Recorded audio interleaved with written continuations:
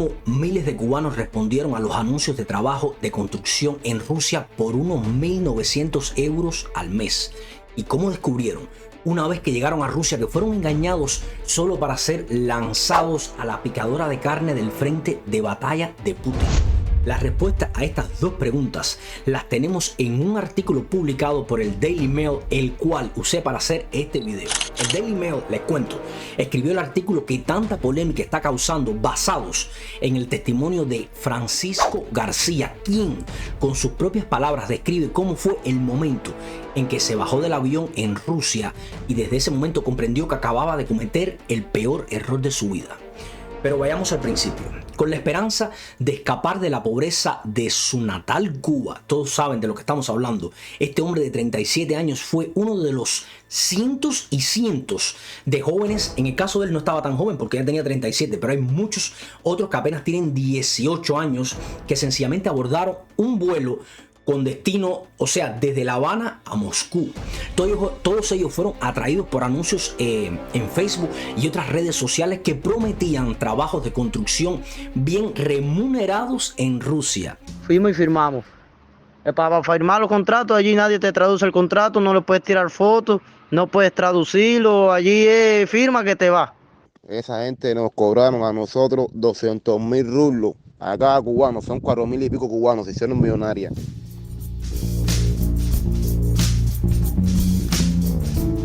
Reparando edificios, supuestamente, reparando edificios que fueron dañados por los bombardeos ucranianos. Pero la realidad era totalmente diferente. Los hombres estaban a punto de ser reclutados por la fuerza en el ejército ruso y enviados al frente en Ucrania. Al menos la mitad de ellos estarían muertos en el plazo de un año.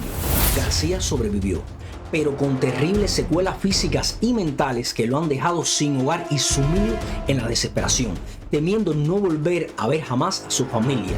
No se nos permitía mostrar miedo. Dice: los rusos nos decían que no podíamos sentir dolor ni compasión y que debíamos ser como roboces en el campo de batalla, comentó García. Los comandantes nos golpeaban en la cara y en las costillas con un fusil para supuestamente ayudarnos a eliminar el miedo. García trabajaba como un camillero en un hospital de Cuba. Ganaba un salario miserable por un turno, o sea, en un turno de casi 12 horas.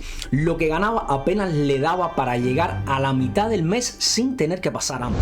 Ingenuamente, no cuestionó qué podría haber detrás del tentador anuncio en línea que un amigo le mostró, el cual ofrecía un permiso de trabajo y un salario de 204.000 rublos al mes, o sea, 204.000 rublos al mes, unos 1.900 euros y un pasaporte ruso. Aquí hagamos una pausa. Teniendo en cuenta que el salario de un médico en Cuba ronda los $20 al mes, 1.900 euros sería el salario de un multimillonario en Cuba. Algo simplemente imposible de comprender. Por supuesto que García aceptó sin investigar mucho. Solo 3 días después se despidió entre lágrimas de sus padres y abordó un avión abarrotado de cubanos con visas de turistas en la mano y permisos de trabajo en el bolsillo. Contrato que tú firmas por un año con el ejército ruso, donde tú vas a adquirir tu ciudadanía inmediatamente. Tú, si te has casado legalmente, tu esposa, si tienes hijos, tu mamá y tu papá. Tienes un cobro de 195.000, que es el primer cobro, y 200.000 que vas a cobrar mensual, ¿ok? Hoy todos de los que ella recogió el pasaporte deberían haber venido para entregarlos para la ciudad. Все документы я подготовила, но Todos los documentos ella los preparó, pero когда мы зашли, Tras 13 horas de vuelo, una ominosa bienvenida lo esperaba en el aeropuerto internacional Sheremetyevo. Un cubano vestido con uniforme militar, respaldado por soldados rusos, ordenó a los hombres subir a un convoy de camiones del ejército. Nos empujaron dentro de los camiones, contó García, con la voz temblorosa al recordar todo lo ocurrido. Estaba asustado y confundido por la presencia militar, pero rápidamente quedó claro que teníamos que obedecer órdenes y hacer lo que nos decían. No nos dieron comida ni agua. Tras un largo trayecto, llegamos a una escuela deportiva abandonada custodiada por policías armados. Ese fue su alojamiento durante los siguientes 10 días, durmiendo en literas apiladas unas junto a otras. Luego les entregaron contratos en ruso y, entre gritos y amenazas, los obligaron a firmar para entrar al servicio militar. Claro, aquí hago una pausa. García no habla ruso, así que firmó documentos en los cuales él no sabía, él no tenía ni la más remota idea de qué era lo que estaba firmando. No hubo explicaciones. Por eso para García ya era evidente lo que estaba ocurriendo. Había sido reclutado a la fuerza para la invasión de Ucrania, convertido en carne de cañón para una guerra interminable de la cual él no tenía ni la más remota idea de quiénes eran los buenos o los malos. Ya no había nada que pudiera hacer, recuerda. Nos dejaron claro que solo tenía dos opciones: volver a Cuba en un ataúd o como un héroe. La elección era mía. En ese momento pensé que mi vida se había acabado. Estoy peleando en una guerra que no tiene nada que ver conmigo, pensó. Al día siguiente fueron transportados a una instalación militar, donde vieron cómo descargaban un montón de armas de un camión. Me entregaron un fusil de asalto y esa fue la primera vez en mi vida que sostenía un arma, recuerda García. García entrenó durante los siguientes 30 días junto con otros grupos de cubanos, asiáticos y africanos, mientras los comandantes ladraban órdenes en ruso que ellos no comprendían. Todavía recuerdo el dolor en mis oídos cuando escuché estallar por primera vez una granada y el sonido fue ensordecedor y aún me afecta. Entrenábamos con armas regularmente en un campo de batalla donde aparecían objetivos móviles y teníamos que derribarlos. También nos enseñaban primeros auxilios por si algo nos pasaba a nosotros o a alguno de nuestros compañeros en el campo de batalla. Finalmente, García fue enviado al frente sin ningún tipo de aviso porque Rusia estaba perdiendo muchos soldados cada día. Según cifras que se han ido filtrando y confirmando, Rusia pierde en el frente de batalla más de 1000 soldados al día. Esto es una bestialidad. 1022 murieron el sábado. ¿Cómo tú puedes...? 1022 personas. Familia, 1022 personas en un día. Esos son números. Yo sigo viendo esas cifras y a mí me ponen los pelos. Yo digo, esto no está bien, caballero. Esto no está bien, esto hay que pararlo. La participación de tropas de Corea del Norte, país comunista, luchando por Rusia en su guerra contra Ucrania, ha sido bien documentada, especialmente por el Daily Mail. De hecho, el régimen de Kim Jong-un anunció que enviará hasta 30.000 soldados adicionales para reforzar los 11.000 ya reclutados desde noviembre para apoyar la guerra de Putin. De estos soldados norcoreanos, mal entrenados y bajo el mando de oficiales rusos cuyo idioma no entienden, han sido presa fácil para los drones y las armas ucranianas. Al menos 4.000 ya han muerto, y eso que se sepa. Imagínense los números que no se han reportado. Pero ahora, regresando al tema, a nuestra historia. La participación de tropas provenientes de Cuba, otro país comunista, ha sido mucho menos conocida y menos documentada y por supuesto no ha salido tanto en los medios. Sin embargo, ya se reportan que más de 20.000 cubanos han sido reclutados por Rusia desde que comenzó la operación militar especial en febrero del 2022.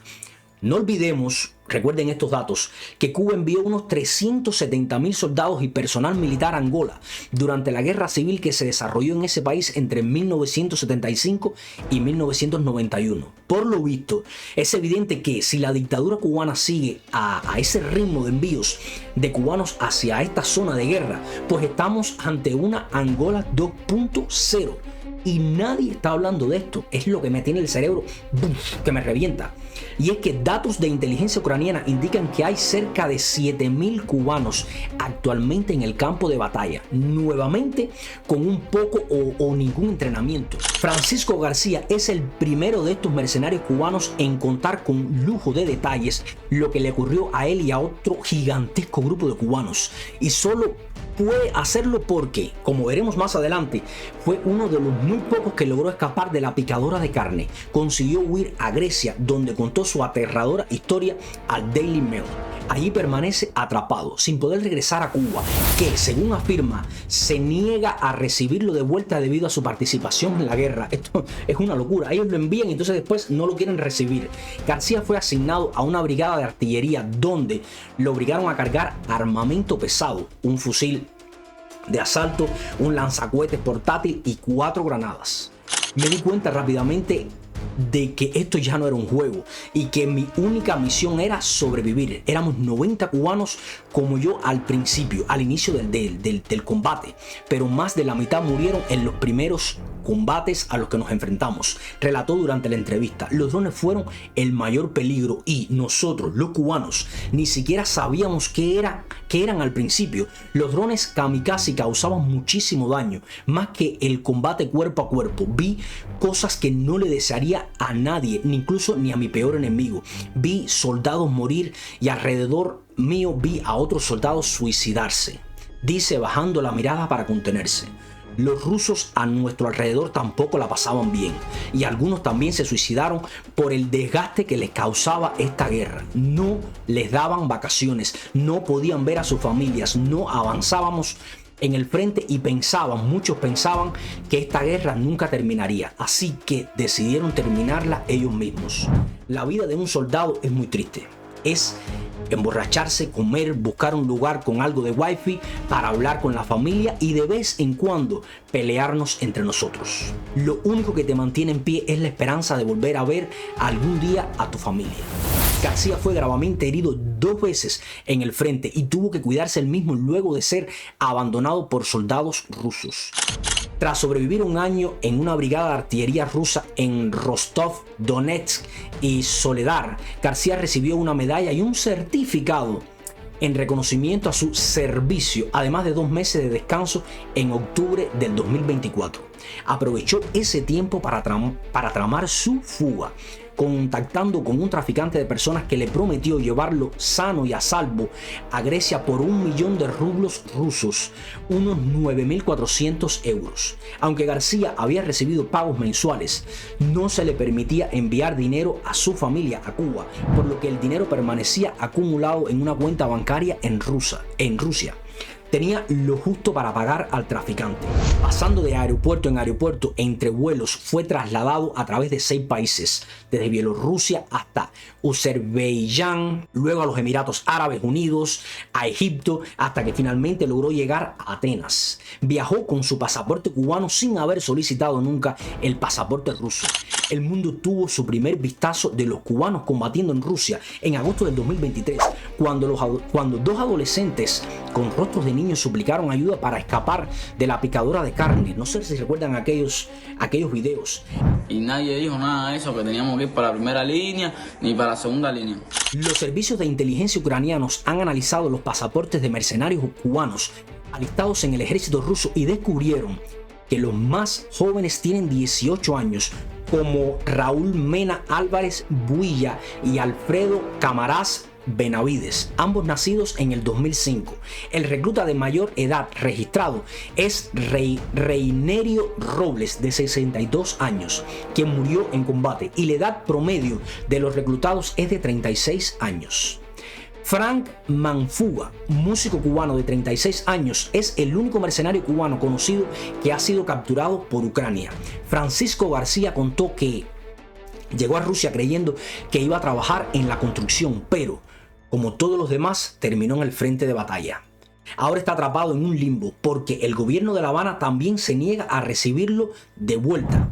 Vitaly Matvienko, quien dirige un programa ucraniano para alentar a los soldados rusos a rendirse, afirma que el proyecto ha verificado la identidad de al menos 8.425 mercenarios extranjeros provenientes de 106 países que están luchando para Rusia, aunque el número real es mucho mayor.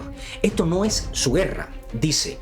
Rusia los recluta no porque sean combatientes de élite, sino porque son mano de obra barata y desechable, sin ningún derecho, asegura. Sus muertes no generan ninguna reacción en la sociedad rusa, Por eso, los comandantes no valoran a los mercenarios extranjeros, los envían a las zonas más peligrosas y cuando resultan heridos o mueren, nadie se apresura a evacuarlos del campo de batalla. Matvienko añade: quiero dirigirme a todos los que creen que pueden resolver sus problemas económicos luchando para Rusia. Es una ilusión peligrosa, o morirán o volverán discapacitados. Francisco García comparte el mismo mensaje, pero sus palabras tienen el peso de la experiencia vivida, de un infierno del que pocos regresan. Francisco dice: le diría a cualquier cubano que vea un anuncio prometiendo una vida mágica en Rusia que se aleje. La vida es valiosa. Ir a Rusia no vale la pena. Familia, si les interesa continuar investigando de este tema, si quieren que busque más información, déjenmelo saber en los comentarios. Por supuesto que no me puedo despedir sin antes hacerles una recomendación. Las palabras y los muertos. Esta novela escrita por Amir Valle narra, es una especie de testimonio de uno de los guardaespaldas de Fidel Castro. Por supuesto es una novela de ficción, pero lo que me llamó mucho la atención es que a través de los ojos de este guardaespaldas, él describe cómo fue todo el macabro negocio que hubo en la guerra de Angola, cómo cientos y cientos de comandantes, coroneles, generales se hicieron millonarios durante la guerra de Angola, enviando a jóvenes cubanos a que fueran sacrificados como carne de cañón. La historia vuelve a repetirse. Por eso quería recomendarles este libro para que comprendan qué es exactamente lo que está pasando en Ucrania. Es un reflejo de lo que ya ocurrió una vez entre los años 70 y los años 80, cuando Cuba mandó a miles y miles de jóvenes cubanos a ser sacrificados en Angola. Ahora sí, hasta aquí llegamos, amigos. Un abrazo gigante. Los espero en el próximo video.